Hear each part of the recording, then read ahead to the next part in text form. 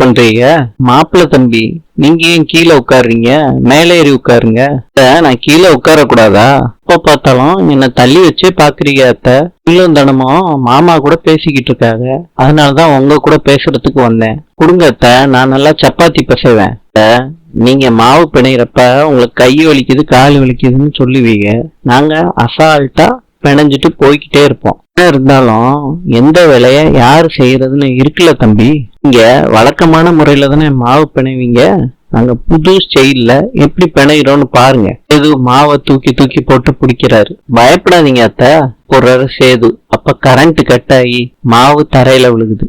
சொல்றாங்க, இதுக்குத்தான் எந்த வேலையை யாரு செய்யணுமோ அந்த வேலையை அவங்க செய்யணும். பாண்டி சொல்றாரு, கரண்ட் காலையில தான் வரும்னு. நீங்க எந்திரிச்சு போங்க, நாங்க வேற சமையல் பண்ணிக்கிறோம். என்ன மன்னிச்சிருங்க. இதுக்கெல்லாம் எதுக்கு பெரிய பெரிய வார்த்தையெல்லாம் சொல்றீங்க மாப்பிள்ள? ராஜாங்கம் தூங்காம சேது ஞாபகமாவே இருக்காரு. ராஜாங்கம் சேதுவுக்கு போன் பண்ணி பேசுறாரு. எப்படியா இருக்கன்னு கேக்குறாரு. நாங்க இந்த வீட்டுக்கு வந்தப்ப உங்களுக்கு போன் பண்ணேன்ப்பா, அமைச்சரை பார்க்க போனதா சொன்னாங்க. இல்ல தகவல் சொல்ல முடியல. பரவாயில்லையா சேது? போன் பண்ணதா உங்க அம்மா சொன்னாங்கய்யா. ஐயா அங்க நல்லா இருக்காங்களா? நல்லா இருக்காங்கப்பா.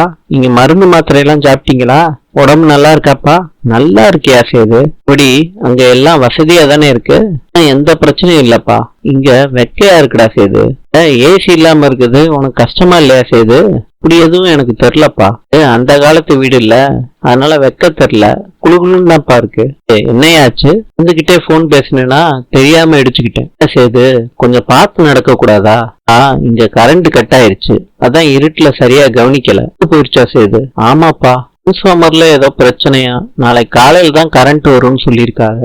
முடியும் எப்படி சேது?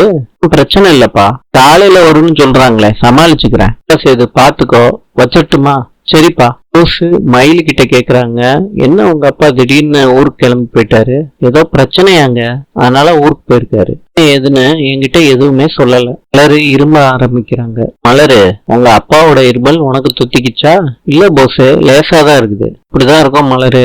அதுக்கப்புறம் இருமல் அதிகமாகி 1 மாசம் கஷ்டப்படுவேன். வாங்கிட்டு வந்த மருந்தையும் கொட்டிட்ட. நான் சாப்பிடலான்னு தான் நினைச்சேன், பூனை தட்டி விட்டுருச்சு. கண்டி சிவகங்கை முடியும் போய் மருந்து வாங்கிட்டு வந்தேன். நீ என்னடானா அவ்வளோ அசால்ட்டா பூனை தட்டி விட்டுருச்சுன்னு சொல்றிய மலரு. நீ என்ன மதிக்க கூட மாட்டேற. இப்பயும் மலரு இரும ஆரம்பிக்கிறாங்க. மருந்து எனக்கும் ஒரு பாட்டில் தேவைப்படும்னு ரூம்ல வச்சிருக்கேன், நான் அதை எடுத்துட்டு வரேன் மலரு. இல்ல போஸ், நான் கஷாயம் குடிச்சுக்கிறேன். சொல்றேனே, உனக்காண்டி நான் எது செஞ்சாலும் உனக்கு பெருசா தெரியாதுல்ல. குடுக்குற மருந்தையும் நீ வேணான்னு சொல்லதான் போற. போய் எடுத்துட்டு வாங்க போஸ், நான் கண்டிப்பா குடிக்கிறேன். நீ இன்னைக்கும் பூனை தட்டி விட்டுருச்சுன்னு சொன்னாலும் சொல்லுவ. போய் டம்ளர்ல தண்ணி எடுத்துட்டு வா மலரு, நான் போய் மருந்து எடுத்துட்டு வரேன். இந்த போஸ் கலக்கி குடுக்குறாரு. மலர் குடிக்கிறாங்க.